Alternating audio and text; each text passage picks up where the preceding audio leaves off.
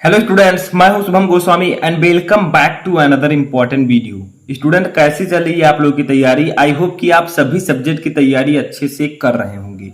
देखिए, इस वीडियो में मैं आपके लिए लेकर आया हूं 12th हिंदी व्याकरण के 7 महत्वपूर्ण टॉपिक के महत्वपूर्ण प्रश्नों को।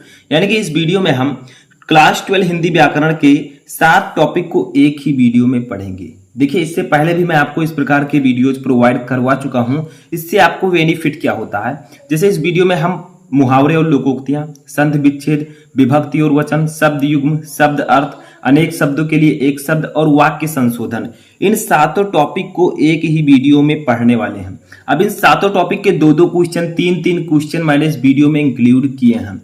तो इससे आपको बेनिफिट ये होगा कि सभी टॉपिक आप एक वीडियो में पढ़ भी लेंगे और आपके क्वेश्चंस भी क्लियर हो जाएंगे। तो सबसे पहले इस वीडियो को लाइक कर दीजिए, और इससे पहले जो वीडियोज मैंने बनाए हैं उसका प्लेलिस्ट भी मैं बना चुका हूं, 12th हिंदी व्याकरण फुल वीडियो। तो वहां पर आप लोग जाकर उन वीडियोज को भी देख सकते हैं। ठीक है, तो सबसे पहला जो टॉपिक होता है वो है मुहावरे और लोकोक्तियां। ठीक है, सबसे पहला टॉपिक जो हिंदी व्याकरण में होगा वो होगा मुहावरे और लोकोक्तियां। तो आपके बोर्ड एग्जाम में ऐसे दिया रहेगा, जैसे फर्स्ट है हाथ पांव फूलना। ठीक है, सिर्फ इतना ही दिया रहेगा और कहेगा कि निम्नलिखित मुहावरे और लोकोक्तियों का अर्थ लिखते हुए वाक्य प्रयोग कीजिए। तो सबसे पहले आप इसका अर्थ लिखिए। जैसे हाथ पांव फूलना, इसका अर्थ होगा घबरा जाना। ठीक है, घबरा जाना यानी कि व्यग्र होना या घबरा जाना। अब देखिए, इसका आप लोगों को वाक्य प्रयोग यहां पर करना होगा। तो आप लोग हेडिंग डालेंगे छोटा सा, वाक्य प्रयोग। ठीक है, वाक्य प्रयोग हेडिंग डालकर आपको इस प्रकार से करना है। फिर क्या करना है, जो आपका क्वेश्चन है उसका वाक्य में प्रयोग करना है। देखिए, सब मैं आपको ऑलरेडी बता चुका हूं। तो देखिए, आप लोग लिखे राकेश, ठीक है, इस रात्रि में रेलवे स्टेशन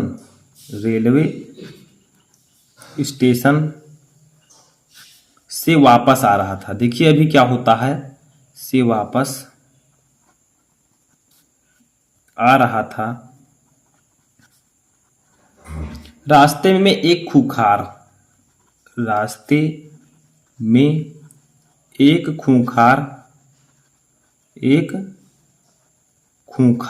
ठीक है, खूंखार का मतलब डरावना, से लगने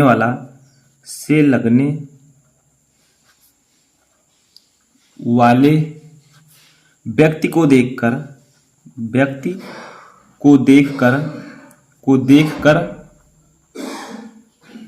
उसके हाथ पांव फूल गए। ठीक है, उसके हाथ पांव फूल गए। ठीक है, फूल गए। ठीक है, तो हाथ पांव फूलना यानी कि इसका मतलब होगा घबरा जाना। तो देखिए हुआ क्या, वाक्य प्रयोग में आप लिख सकते हैं, जैसे राकेश रात्रि में रेलवे स्टेशन से वापस आ रहा था। रास्ते में एक खूंखार से लगने वाले व्यक्ति को देखकर उसके हाथ पांव फूल गए।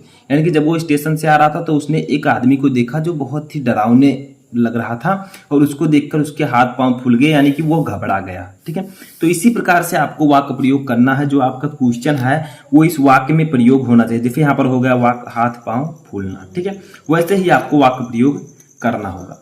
अब सेकंड देखते हैं, ये तो था एक मुहावरा। अब दूसरा हमारा लोकोक्तियां। लोकोक्तियां थोड़ा अलग होता है। जैसे इसमें है एक पंथ दो काज। ठीक है, एक पंथ दो काज।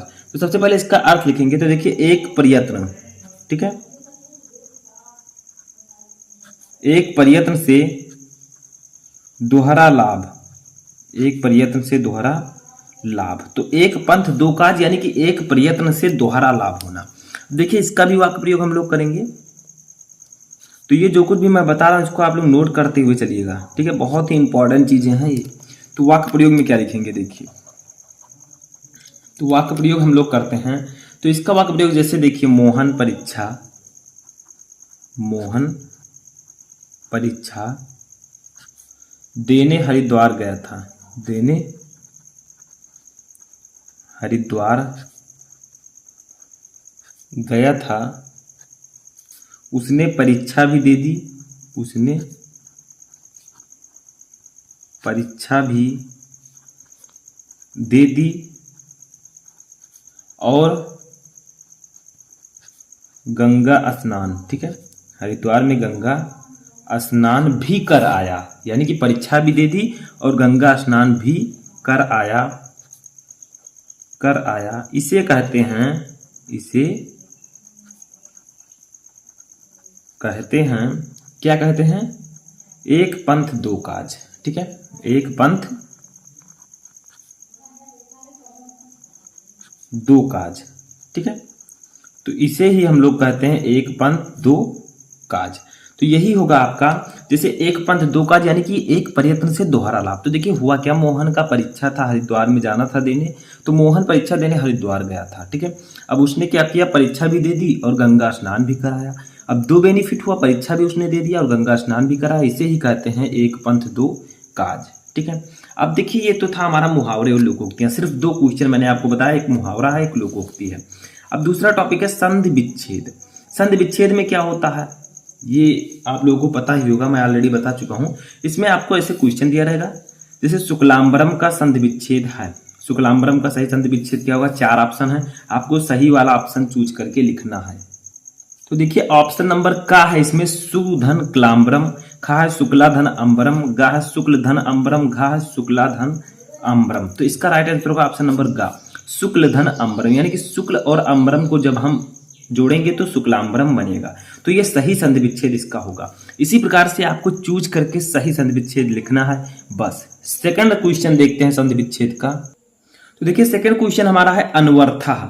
अनवर्थः का सही संधि विच्छेद कौन सा है? का है आधनवर्थः, खा है अनुधन वर्थः, गा है अनुधन अर्थः और घा है अनुधन वर्थः। तो इसका भी राइट आंसर होगा ऑप्शन नंबर गा, अनुधन अर्थः जो होगा वो अनवर्थः का सही संधि विच्छेद होगा।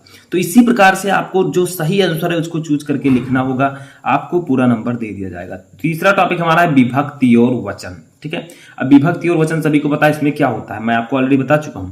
इसमें होता क्या, ये भी ऑप्शनल होता है। जैसे फर्स्ट है नामभी। अब आपसे पूछा जाएगा जो नामभी दिया गया है इसमें कौन सी विभक्ति है, कौन सा वचन है, सही वाला चूज करके आपको लिखना होगा। जैसे देखिए का है तृतीया विभक्ति बहुवचन, खा है चतुर्थी विभक्ति एक वचन, गा है पंचमी विभक्ति एक वचन, घा है सप्तमी विभक्ति एक वचन। तो नामभी जो आपका है इसका सही आंसर होगा तृतीया विभक्ति बहुवचन। नामभी में तृतीया विभक्ति बहुवचन है। सेकंड क्वेश्चन इसका देखते हैं आत्मना। आत्मना में कौन सा विभक्ति है, कौन सा वचन है? का है तृतीया विभक्ति एक वचन, खा है तृतीया विभक्ति बहुवचन, गा है प्रथमा विभक्ति बहुवचन, घा है प्रथमा विभक्ति द्विवचन। तो इसका राइट आंसर होगा ऑप्शन नंबर का, तृतीया विभक्ति एक वचन। तो इसी प्रकार से आपको सही विभक्ति और वचन चूज करके लिखना होगा और बाकी आपको कुछ नहीं करना है। तो ये आप कैसे सॉल्व कर सकते हैं, इसको मैं आपको रेगुलर वीडियोज प्रोवाइड करवाता रहूंगा, आप प्रैक्टिस करते रहिए, समझ में सब कुछ आ जाएगा। ठीक है, नेक्स्ट टॉपिक है चौथा टॉपिक। तो देखिए चौथा टॉपिक हमारा है शब्द युग्म। शब्द युग्म का मतलब होता है जोड़ा। ठीक है, थोड़ी गलती हो गई थी इसलिए मैंने यहाँ पर लिखा है शब्द युग्म का मतलब होता है दो शब्दों का जोड़ा। देखिए फर्स्ट क्वेश्चन है, ये भी बहुविकल्पीय होगा। फर्स्ट है अब्ज अब्द, यानी कि अब्ज का सही अर्थ क्या होगा, अब्द का क्या होगा? जो पहले है उसका अर्थ पहले होगा, जो बाद में उसका अर्थ बाद में। तो सही अर्थ जो है उसको आपको लिखना होगा। जैसे का है कमल और वर्ष, खा है वर्ष और कमल, गा है वृद्ध और जीर्ण, घा है चंद्र और सूर्य। तो अब्ज और अब्द का जो अर्थ होगा वो होगा ऑप्शन नंबर का, कमल और वर्ष। यानी कि अब्ज का अर्थ होगा कमल, अब्द का अर्थ होगा वर्ष। ठीक है, तो जो पहले है उसका अर्थ पहले है। सेकंड है हमारा उपल और उत्पल। ठीक है, इसका सही आंसर क्या होगा? का है उत्पन्न और ऊपर, खा है ऊपर और नीचे, गा है ओला और कमल, घा है समाप्त और आरंभ। तो इसका राइट आंसर होगा ऑप्शन नंबर गा, ओला और कमल। यानी कि उपल का मतलब ओला, उत्पल का मतलब कमल। तो ओला और कमल इसका राइट आंसर होगा। अब नेक्स्ट टॉपिक हमारा पांचवा टॉपिक है। ये क्या है? ये है शब्द अर्थ। शब्द अर्थ आप सभी को पता है, शब्द अर्थ का मतलब होता है अनेकार्थी शब्द या समानार्थी शब्द आप लोग कहते हैं। और जब आप पहले पढ़ते होंगे छोटे क्लासेज में तब पर्यायवाची शब्द कहा जाता था। ठीक है, यानी कि जो समान अर्थ रखते हो। जैसे देखिए फर्स्ट है बल। बल को और हम किन नामों से जान सकते हैं? तो शक्ति, आपकी पावर कितनी है, शक्ति। ठीक है, सेना, टेढ़ापन। तो ये सब जो होगा ये बल के समानार्थी शब्द होंगे। ठीक है, यानी कि इन दोनों अलग अलग हैं वर्ड लेकिन इनका अर्थ समान है। ठीक है, दूसरा जैसे वन है, वन को और हम क्या कह सकते हैं? जंगल कह सकते हैं। ठीक है, उसके बाद में जल कह सकते हैं, समूह कह सकते हैं, काष्ठ कह सकते हैं। ठीक है, तो इन सब नामों से हम इसे कह सकते हैं। तो यानी कि एक दूसरे के अनेकार्थी शब्द या पर्यायवाची शब्द होंगे। ठीक है, अब नेक्स्ट टॉपिक हमारा है अनेक शब्दों के लिए एक शब्द। अब ये तो आप सभी को पता ही होगा। जैसे इसमें होता क्या है, फर्स्ट है गोद लिया हुआ पुत्र। तो गोद लिए हुए पुत्र को हम एक शब्द में क्या कहेंगे? तो उसे हम लोग कहते हैं दत्तक। ठीक है, गोद लिए हुए पुत्र को हम कहते हैं दत्तक।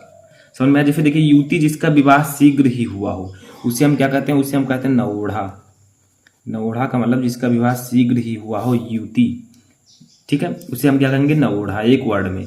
थर्ड है पुरुष जिसका विवाह हुआ हो, उसे हम क्या कहेंगे? कौन सा पुरुष? विवाहित, ठीक है, मैरिड है, ठीक है, इंग्लिश में तो विवाहित। तो इस प्रकार से आपको अनेक शब्दों के लिए एक शब्द में लिखना होता है, ठीक है, जैसे ये है। अब नेक्स्ट टॉपिक और लास्ट टॉपिक हम लोग देखते हैं, तो ये है आपका वाक्य संशोधन। वाक्य संशोधन इसमें क्या होता है? इसमें आपका जो वाक्य दिया हुआ, जैसे माँ की आज्ञा के अनुकूल वह सो गया, अब इसमें कुछ गलती है जो आपको सही करना होता है, कुछ त्रुटि, ठीक है, त्रुटि अपमार्जन जो होता है उसको सही करना। जैसे देखिए माँ की आज्ञा के अनुकूल वह सो गया, तो यहाँ पर क्या गलती है? यहाँ पर लिखना है आपको माँ की आज्ञा के अनुसार, ठीक है, अनुकूल के स्थान पर आपको अनुसार लिखना है, तो के अनुसार वह सो गया, ठीक है, तो माँ की आज्ञा के अनुसार वह सो गया। तो इस प्रकार से आपको सही करके लिखना होगा। सेकंड देखिए, सेकंड हमारा शीघ्र ही युद्ध चलने की संभावना, यानी कि शीघ्र ही युद्ध चलने की संभावना है, या आप इसे लिख सकते हैं अच्छे से थोड़ा शुद्ध करके, शीघ्र ही युद्ध चलने की जगह पर आप लिख दीजिए शुरू होने की संभावना, ठीक है, शुरू होने की संभावना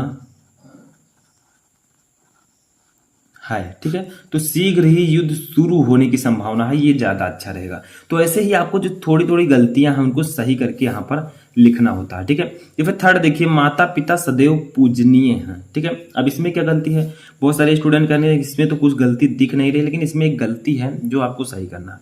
आपको लिखना है माता पिता सदैव पूजनीय की जगह पर लिखना है पूजनीय, ठीक है, आधा जा और या नहीं रहेगा बल्कि पूरा जा और नी और या, ठीक है, पूजनीय है, इस प्रकार से रहेगा।